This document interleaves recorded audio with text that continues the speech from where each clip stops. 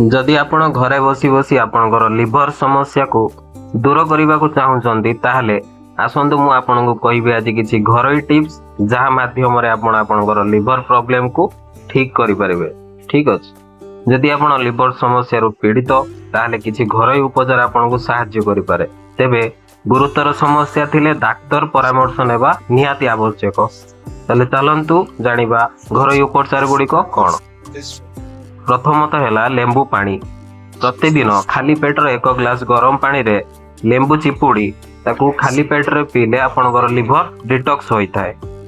द्वितीयटी होची हलदी एवं दूध। राति रे सोइबा आगरु 1 ग्लास गरम दूध रे हलदी मिसाई पीले लिवर सफा रहे। तृतीयटी है आमला। आमला मतलब दिन को 2 ରୁ 3ଟି आमला एक बढ़िया उपाय जहाँ खाइले आपनकर लिवर प्रॉब्लम दूर होता है जो भली परिमाण रे विटामिन सी थाए। चतुर्थटी होची ग्रीन टी। ग्रीन टी साधारणतः गोटे चा जोटा कि ग्रीन टी बोली कहा जाए। एथिरे एंटी ऑक्सीडेंट थाई लिवर रो बैक्टीरिया एवं विषाक्त पदार्थ हटाई थाए जहाँ ग्रीन टी पीवा द्वारा आपनका लिवर समस्या मध्य ठीक रही थाए। पंचमटी होची बेरली वाटर गोधूम जल। यह लिवर को डिटॉक्स करी ताहार कार्यक्षमता बढ़ाई थाए।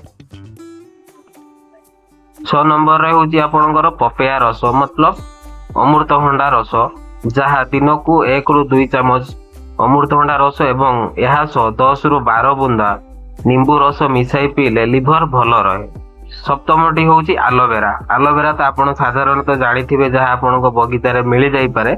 जदि एलोवेरा थाए ताले एलोवेरा रस यह लिवर को प्राकृतिक भावे डिटॉक्स करि थाए। आपण यह को प्रतिदिन खाली पेट रे 1 ରୁ 2 चामच पी पारिबे। एलोवेरा रस पीवा द्वारा आपनको पेट ठंडा रही थाए एवं आपनको लिवर सुस्थ रहिबो। अष्टमटी होची तुलसी पत्र जहाँ आपनको बगीचा रे सामान्य भावे मिली जीव समस्त बगीचा रे यह लागि थाए। तो तुलसी पत्र जहाँ कि आम देह पई बहुत उपकारिता। तुलसी पत्र आम दिन को खाली पेट रे दिन को 4 ରୁ 5ଟି तुलसी पत्र चोबाई खाइले यह लिवर खराब होगा को बचाई थाए। साधारणतः गैस प्रॉब्लम को दूर करिथाए। गैस प्रॉब्लम दूर होगा द्वारा आपनकर डाइजेशन सिस्टम ठीक रही थाए जहाँ द्वारा आपनकर लिवर रो गतिविधि बराबर रही थाए। ताले चलंतु जानिबा को सब जिंस को बारण करिबा निहाती जरूरी जहाँ आपनकर लिवर प्रॉब्लम को बढ़ाई थाए। तो से जिनस गुड़िक है अत्याधिक मद्यपान जहाँ आजिका टाइम रे लोक मैंने अत्याधिक मदपान रे बुड़ी रोचंती। उल्टा सीधा खाइबा मद्यपान करवा जहाँ आपन शरीर प्रति हानिकारक अटे। द्वितीयटी होची जंक फूड माने तेल भाजी जिनिस जहाँ पिज्जा बर्गर आजिका डेट रे जो सब जंक फूड अवेलेबल मार्केट रे मिलुची जहाँ आम शरीर पई बहुत क्षतिकारक अटे जहाँ को खाइबा द्वारा आमर लिवर फंक्शन बराबर करे नहीं एवं सबु बेले पेटर गैस बनी रहे। गैस बनिबा द्वारा आपनकर लिवर समस्या देखा देई थाए जोथि पई कि आपण बहुत असुविधार सम्मुखीन होइतांती। तो आपण को ए सब जिंस आडैबा को पड़िबो।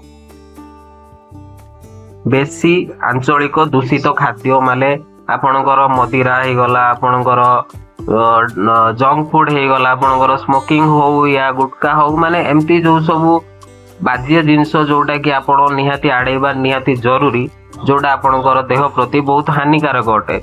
जदि ये सब जिनस आपण आडौचंती या आपण ये सब जिनस बारण करूचंती एवं कहितिबा अनुसार आपण जो टिप्स देली से टिप्स आपण व्यवहार करूचंती ताले निश्चित भावे आपण एक सुस्थ जीवन यापन करिवे जहाँ आपण पई निहाती जरूरी अटे। काहेकि ना साधारणतः आजिका डेट रे रोग समस्या देखा अधिक मिलूँ जो लोक असुविधार सम्मुखीन होउचंती एवं डाक्तरखाना दौड़ुचंती। तो आपण घरे बसी बसी आपणकर निजर समस्या गुड़ी को घरोई चिकित्सा माध्यम रे ठीक करि परिबे।